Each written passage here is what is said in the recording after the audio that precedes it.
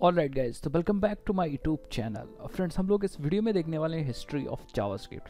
तो हमको यहाँ पे हिस्ट्री से मतलब नहीं है, क्योंकि ये ट्यूटोरियल, ये जो लिस्ट होने वाली है वो कंप्लीट एंड कंप्लीट यहाँ पे प्रैक्टिकल होने वाली है, और मैं कॉन्सेप्ट सिखाऊंगा विद प्रैक्टिकल के साथ।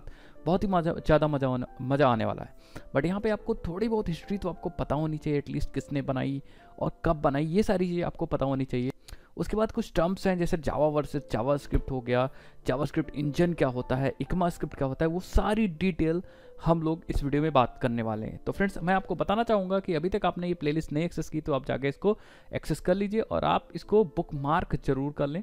जिससे होगा क्या कि आपकी प्लेलिस्ट आपके पास रहेगी, जब मर्जी तो आप इसको यूज़ कर पाओगे। और चैनल को सब्सक्राइब करना मत भूलिएगा, अदरवाइज आपका ये खूबसूरत सा चैनल आपका गायब हो सकता है। तो चलते हैं, बिना किसी टाइम को वेस्ट किए स्टार्ट करते हैं। क्या है जावास्क्रिप्ट की हिस्ट्री। तो यहाँ पे कुछ चीज़ें बहुत ज़्यादा इंपॉर्टेंट है जो मैं यहाँ पे डिस्कस करने वाला हूँ, ध्यान से देखिए। सबसे पहले जावास्क्रिप्ट की अगर मैं बात करूँ तो यहाँ पे ये बात है मिड 90s की। उस समय वो वाला जो टाइम था वो बहुत ज़्यादा इंपॉर्टेंट टाइम था इंटरनेट के लिए। उस समय इंटरनेट इवॉल्व भी हो रहा था, मिड 90s की बात कर रहा हूँ, और वहाँ पे बड़ी बड़ी कंपनियाँ आ रही थी, ठीक है। और जैसे नेटस्केप नेविगेटर या फिर माइक्रोसॉफ्ट की वहाँ पे कंपनियाँ एकदम बूम पे थी विंडोज़ के साथ।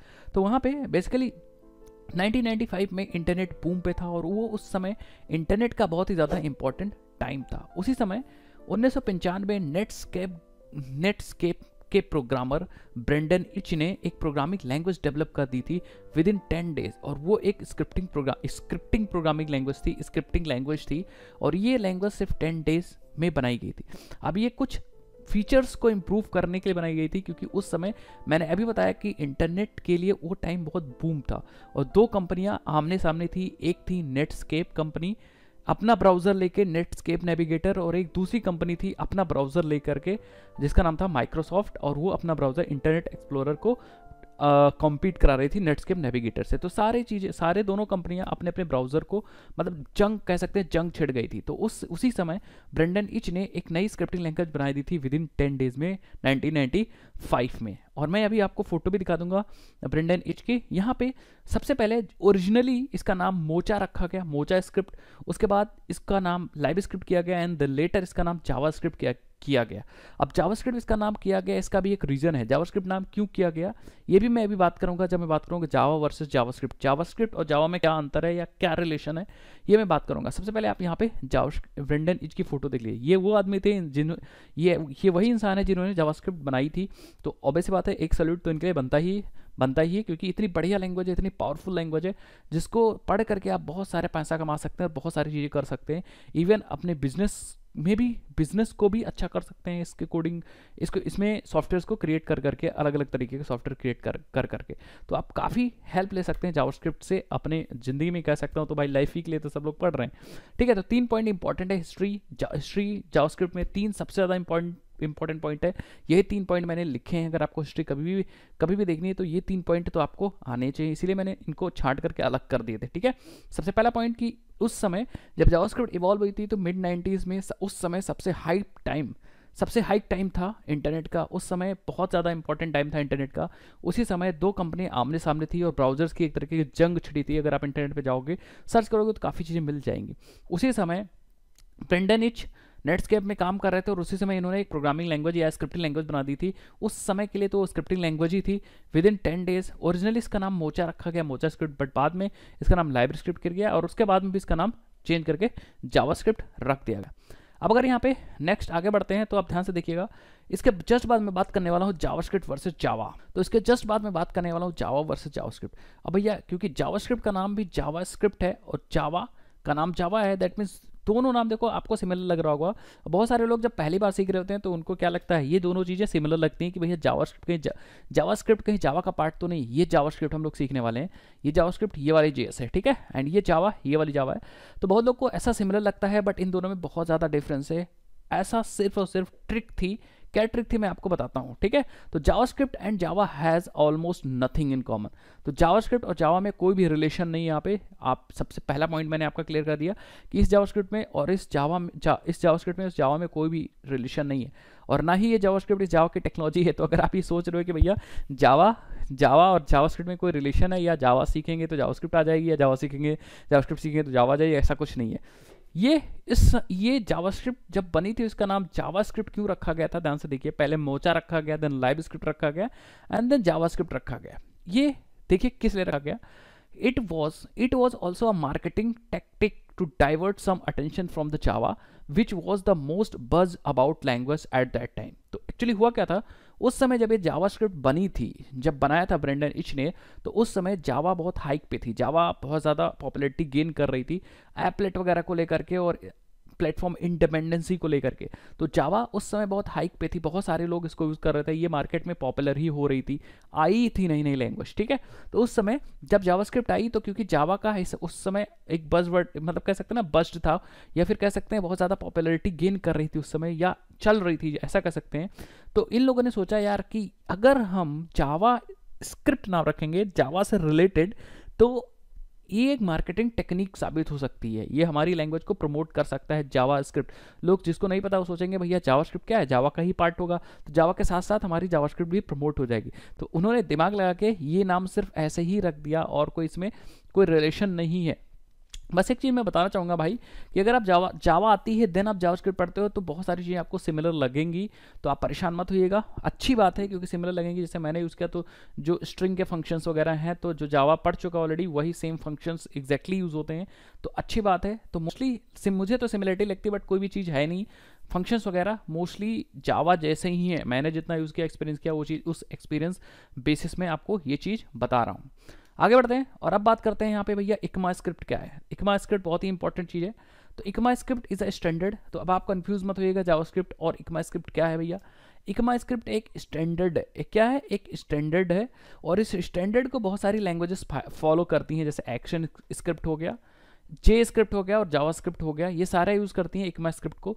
तो सिंपल सी बात है, एक स्टैंडर्ड बनाया गया है और उस स्टैंडर्ड को ये सारी लैंग्वेज फॉलो करती हैं, तो इसको बोल सकते हैं ये हमारा क्या है, ये स्पेसिफिकेशन है। ये बेसिकली इकमा स्क्रिप्ट क्या है, स्पेसिफिकेशन है, इसी को फॉलो करती हैं। तो एक्चुअली हुआ क्या था कि जब लैंग्वेज जावास्क्रिप्ट बनी थी और ये थोड़ा सा पॉपुलैरिटी गेन करने लगी थी, उसी समय बहुत सारे स्क्रिप्टिंग लैंग्वेजेस आ गई थी, एक्शन स्क्रिप्ट और जे स्क्रिप्ट, ये सब लैंग्वेजेस आ गई।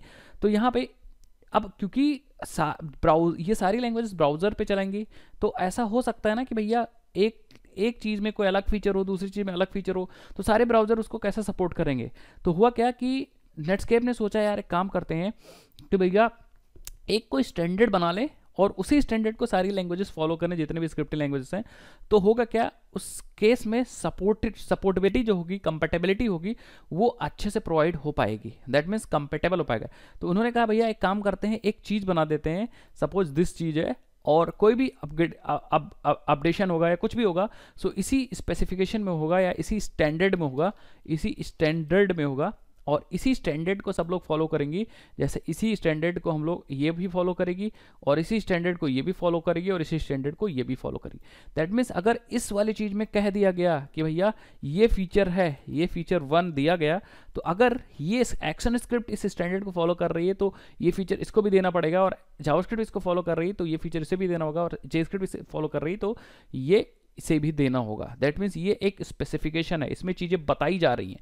तो जो इकमा स्क्रिप्ट है वो एक स्पेसिफिकेशन है, इकमा स्क्रिप्ट जो है वो स्पेसिफिकेशन है, ठीक है, स्पेसिफिकेशन है। आप इसके बारे में और भी जाके देख सकते हो, इसके वर्जन्स वगैरह भी देख सकते हो, जैसे आप इकमा स्क्रिप्ट 2018 या 19 या 17 या 20 ऐसा करके बहुत सारी वर्जन्स हैं, इसकी सपोर्टेबिलिटी वगैरह भी देख सकते हो। अभी मैं आपको दिखाता हूँ, परेशान एकदम मत होइएगा, ठीक है। तो आप ये समझिए कि इकमा स्क्रिप्ट एक स्टैंडर्ड है और स्टैंडर्ड को ये सारी स्क्रिप्टिंग लैंग्वेजेस क्या करती हैं, फॉलो करती हैं। स्टैंडर्ड स्पेसिफिकेशन जैसे JVM और जावा वाला था, अगर आपको जावा आती है, ठीक है, तो JVM बेसिकली हमारा स्पेसिफिकेशन होता था और JRE उसकी इंप्लीमेंटेशन होता था। एग्जैक्टली वही कॉन्सेप्ट है यहाँ पे, ये स्पेसिफिकेशन है, यहाँ पे चीज़ें बताई जा रही हैं और एक्चुअल इंप्लीमेंटेशन ये सारी लैंग्वेजेस हमें प्रोवाइड कर रही हैं, प्रदान कर रही हैं। सो आई थिंक आपको समझ आएगा इकमा स्क्रिप्ट क्या है। अब वर्जन कौन सा है, जावास्क्रिप्ट चल रहा है या फिर कौन सा चल रहा है, तो बेसिकली इकमा स्क्रिप्ट के वर्जन आपको देखने हैं। तो बहुत सारे इकमा स्क्रिप्ट के वर्जन है, तो आपको परेशान एकदम ही नहीं होना, आपको यहाँ इंटरनेट पे आ जाना है और यहाँ पे आपको टाइप कर देना है इकमा स्क्रिप्ट, ठीक है, गूगल पे आ जाइएगा। और याद करने की कोई भी जरूरत नहीं है, सबसे पहले वेबसाइट ओपन होगी विकिपीडिया, आप सिंपली इसको ओपन कर लीजिएगा और यहाँ पे अच्छे से पढ़ लीजिएगा अगर आपको टाइम हो। हालांकि कोडिंग से इसका कोई लेना देना नहीं है, ठीक है, फीचर आपको फिर भी पता होना चाहिए कौन से फीचर किस वर्जन में आएंगे। अब JavaScript full fleshed ECMAScript follow करती है, दैट मीन इसके जो फीचर होंगे वो जावास्क्रिप्ट में होंगे। तो ECMAScript के जितने भी फीचर होंगे वो जावास्क्रिप्ट में होंगे। तो आप देखोगे यहाँ पे वर्जन में सिक्स्थ एडिशन था, 2015 में आया था, 7th 2016 में, 8th ECMAScript 8 2017, 9 18 10 19 एंड 11 20। तो बेसिकली जो वर्जन है वो एक मतलब बाद वाले ईयर में आया है। 11 आया है 20 में, और 19 वाला 10 में, और 2018 में 9th, और 2017 में 8th एंड 2016 में 7th। तो ये ECMAScript है, सब चीज़ देख सकते हो क्या है ये ECMAScript। एक जनरल प्रोग्राम देखो, standardized by ICMA international according to the document this. तो सारी चीज़ यहाँ से देख सकते हो। और बेसिकली किस लिए ये inter operability of web pages across different web browsers. तो बेसिकली जो वेब ब्राउजर है वो सब सारे वेब ब्राउजर्स इंटर ऑपरेबल हो पाए वेब पेजेस को लेकर के, इसीलिए ये बेसिकली बनाई गई थी। ECMAScript is commonly use for, ठीक है, ये सब चीज़ मैं आपको सिखा चुका हूँ और आप इसके बारे में देख सकते हो। यहाँ पे वर्जन भी लिखा हुआ है और कौन से वर्जन में कौन सा फीचर आया है, 2015 में क्या आया है, एंड 16 में, 17 में, 18, और इस समय देखोगे यहाँ पे तो ECMAScript जून 2020 में ECMAScript 11 आया था। तो बेसिकली ये सारे ECMAScript के बारे में, और आप अच्छे से डिटेल में सब चीज़ पढ़ सकते हो विद एग्जांपल कि कौन सी चीज़ किस वर्जन में आई है। अब क्योंकि जावास्क्रिप्ट सबको फॉलो करती है तो ये सबको फॉलो कर रही होगी, ECMAScript को फॉलो करती है तो जावास्क्रिप्ट में सारे फीचर्स आपको मिल जाएंगे, तो परेशान कोई मत होगा। हम लोग इस कोर्स में कौन सा वर्जन सीखेंगे, सबसे इंपॉर्टेंट चीज़ है, तो हम लोग सबसे पहले बेसिक सीखेंगे, जो वर्जन मतलब एक तो जावास्क्रिप्ट का बेसिक सीखेंगे जो आपको आना ही आना चाहिए। देन हम वर्जन के हिसाब से मैं आपको चीज़ें बता दूंगा कि भैया किस वर्जन में क्या है, या आप इतने मेच्योर हो कि आप यहाँ से पढ़ के चीज़ें समझ सकते हो, ठीक है। सो आप उसकी टेंशन मत लीजिएगा, जैसे जैसे आप फॉलो करते जाएंगे आपको इतना एक्सपीरियंस होता जाएगा ECMAScript के बारे में, तो कोई भी टेंशन लेने की ज़रूरत नहीं है। बस आप इतना समझो कि ECMAScript के ये सारे वर्जन्स हैं यहाँ पे जो मैंने दिखाए हैं, लिंक मैं डाल दूंगा डिस्क्रिप्शन बॉक्स में, और यहाँ पे वर्जन के साथ साथ फीचर भी दिया गया है, तो टेंशन लेने की जरूरत नहीं। इसके नीचे आप आओगे तो आप देखोगे 9th में ये सारे फीचर भी आ गए थे। कब आया था, 2018 वगैरह में, तो ये टेंशन लेने की कोई ज़रूरत नहीं है। अब बात करते हैं कि जावास्क्रिप्ट को एग्जीक्यूट कौन करता है। जावास्क्रिप्ट को एग्जीक्यूट कौन करता है, तो जावास्क्रिप्ट को एग्जीक्यूट करने वाला जो महारथी है उसका नाम है जावास्क्रिप्ट इंजन।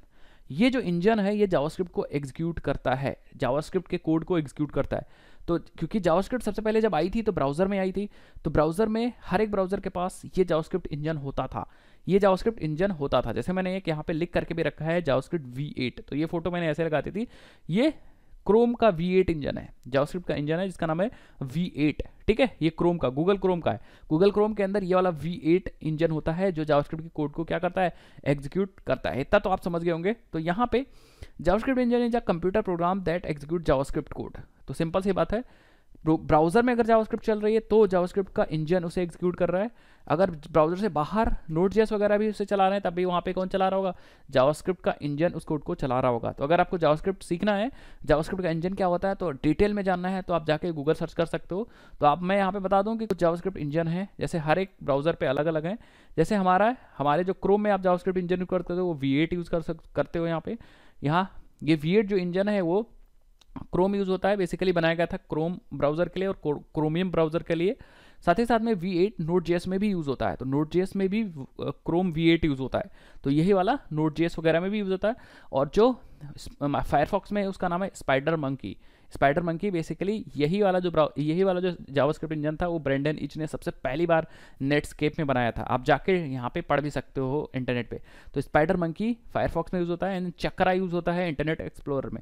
इसी तरह हर एक ब्राउज़र के पास अपना एक क्या है, कह सकते हो अपना एक इंजन है, जावास्क्रिप्ट इंजन, जो जावास्क्रिप्ट कोड को एग्जीक्यूट करता है। Node.js में V8 यूज़ होता है। अब भैया कौन से फीचर ECMAScript के यहाँ यूज़ होते हैं, कौन से फीचर कहाँ पे यूज़ होते हैं, ठीक है। तो ये चीज़ समझने के लिए मैं आपको एक यहाँ पे GitHub रेपोजिटरी दिखाना चाहूँगा। उस GitHub रेपोजिटरी पे आपको मतलब कौन से फीचर किस ब्राउज़र में सपोर्ट है ये सब चीज़ दिख जाएंगी। तो मैं यहाँ आपको टाइप करना है यहाँ पे ECMAScript GitHub ब्राउज़र। मैंने क्या टाइप किया, ECMAScript GitHub ब्राउज़र, तो आपको यहाँ पे मिल जाएगा ECMAScript 6 कंपेटेबिलिटी टेबल। ओपन कर लीजिए यहाँ पे और आपको एक बढ़िया सी टेबल मिल जाएगी। ये बहुत ही इंपॉर्टेंट टेबल है अगर आपको एकदम डिटेल में सीखना है और आपको देखना है कौन सी चीज़ किस वर्जन को सपोर्ट कर रही है। तो जैसे अगर मैं यहाँ पे देखूँ डेस्कटॉप ब्राउज़र, तो ये बेसिकली डेस्कटॉप ब्राउज़र में इतने सारे ब्राउज़र्स आते हैं भाई, और एज वगैरह यहाँ पे है। साथ ही में आप देखो यहीं पे कहीं होगा क्रोम वगैरह भी होगा, ठीक है। इतने सारे ब्राउज़र हैं आप देख सकते हो, और दादा सर्वर्स भी हैं यहाँ पे, ठीक है, Node.js के सर्वर, ठीक है। तो सर्वर्स भी हैं, एंड मोबाइल में भी देखो सैमसंग वगैरह iOS वगैरह, ठीक है। तो बेसिकली ब्राउज़र एज देखो, एज है ना, एज ठीक है। CH मतलब क्रोम शायद ही है। तो आप देखोगे इधर ब्राउज़र है और इधर कंपाइलर एंड पॉलीफिल्स। तो बेसिकली कभी कभी जावास्क्रिप्ट कोड कंपाइल भी होता है, कंपाइल। तो ये बेसिकली वो कंपाइलर्स हैं। तो यहाँ पे दिया गया है चीज़ जो उसे सपोर्ट कर रही है, जैसे ब्राउज़र हो गया, सर्वर हो गया या कंपाइलर हो गया। एंड इधर दिया गया है फीचर। अब जैसे अगर मैं एक को उठाता हूँ EI इंटरनेट एक्सप्लोरर 11, तो इसमें हर चीज़ रेड आ रहा है। अब रेड आ रहा है इसका मतलब ये डिफ़ॉल्ट फंक्शन पैरामीटर को ये नहीं सपोर्ट करता है, नहीं चलेगा इसमें। या प्रॉपर टेल कॉल ये भी नहीं चलेगा। तो इंटरनेट एक्सप्लोरर में हमेशा रेड, कुछ ग्रीन है फिर रेड है, ठीक है।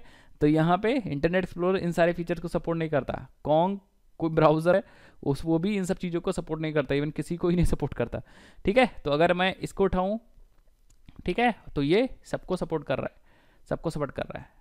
आगे होगा शायद समझ में, ठीक है। तो ब्लू बेसिकली चक्रा इंजन है, ठीक है। और ये ऑरेंज है, ये फायरफॉक्स का है शायद, देखो ऊपर लिखा हुआ है स्पाइडर मंकी। तो ये बेसिकली फायरफॉक्स का है और क्रोम का ग्रीन है। तो यहाँ पे आप देखो वर्जन, यहाँ पे वो भी लिखा हुआ है कि कौन सा ब्राउज़र है। तो बेसिकली अगर आप स्पाइडर मंकी की बात करो तो ये वाला स्पाइडर मंकी सारे फीचर को सपोर्ट करता है लगभग, आप देखोगे ये देखिए। तो आप फायरफॉक्स में सबको सपोर्ट हो रहा है। और अगर मैं देखूँ यहाँ पे V8 क्रोम पे, तो V8 बेसिकली ये वाला है। V8 भी सारी चीज़ को सपोर्ट कर रहा है, एक को चीज़ ऐसी नहीं जो नहीं सपोर्ट कर रहा है। और चक्रा को अगर देखें, चकारा या क्या होता है ये जो भी है, ये रहा चक्रा। आप लोग कैसे इसको प्रोनाउंस करते हैं आपकी मर्जी है, ठीक है। तो ये बेसिकली चक्रा है। एज, और एज भी क्या करता है, मोस्टली सबको सपोर्ट कर रहा है। यहाँ हल्का सा इस चीज़ को नहीं सपोर्ट कर रहा है। ये क्या है, एक्सप्रेशन प्रोटोटाइप प्रॉपर्टीज़ को नहीं सपोर्ट कर रहा है, एंड देन सबको सपोर्ट कर रहा है। सो आई थिंक समझ गए। यहाँ से आप देख सकते हो कौन सा फीचर ECMAScript का सपोर्ट है, किस ब्राउजर में, किस सर्वर पे, किस कंपाइलर में। सो आई थिंक ये वीडियो काफ़ी लंबी हो रही है, आपको हिस्ट्री समझ में आ गई होगी, काफ़ी चीज़ समझ में आ गई। जावास्क्रिप्ट किसने बनाई थी, कब बनाई थी, किस टाइम पे बनाई थी, एंड जावास्क्रिप्ट इंजन क्या होता है, जावा वर्सेस जावा में क्या डिफरेंस है एंड क्या सिमिलरिटीज़ हैं, एंड जावास्क्रिप्ट इंजन वगैरह भी मैंने आपको समझा दिया। ECMAScript क्या होता है। इस वीडियो में इतना लिखते हैं, नेक्स्ट वीडियो से हम लोग देखते हैं कैसे इंस्टॉलेशन वगैरह करना है और जावास्क्रिप्ट को कैसे हम लोग एग्जीक्यूट करेंगे। अगर आपको ब्राउजर में एग्जीक्यूट करना है और अगर आपको ब्राउजर के बाहर एग्जीक्यूट करना है देन कैसे एग्जीक्यूट करेंगे, देन आपकी मर्जी, कैसे भी आप एग्जीक्यूट करो, कौन सा एडिटर यूज़ करेंगे, सारी चीज़ हम लोग नेक्स्ट वीडियो में देखेंगे। इस वीडियो में इतना रखते हैं। अगर आपको वीडियो अच्छी लगी तो चैनल को सब्सक्राइब करना मत भूलिएगा, क्योंकि मैं ऐसे ही खूबसूरत सी वीडियो लाता रहता हूँ। मैं मतलब इंटरेस्टिंग में, तब तक ले जय हिंद, जय भारत, बाय बाय।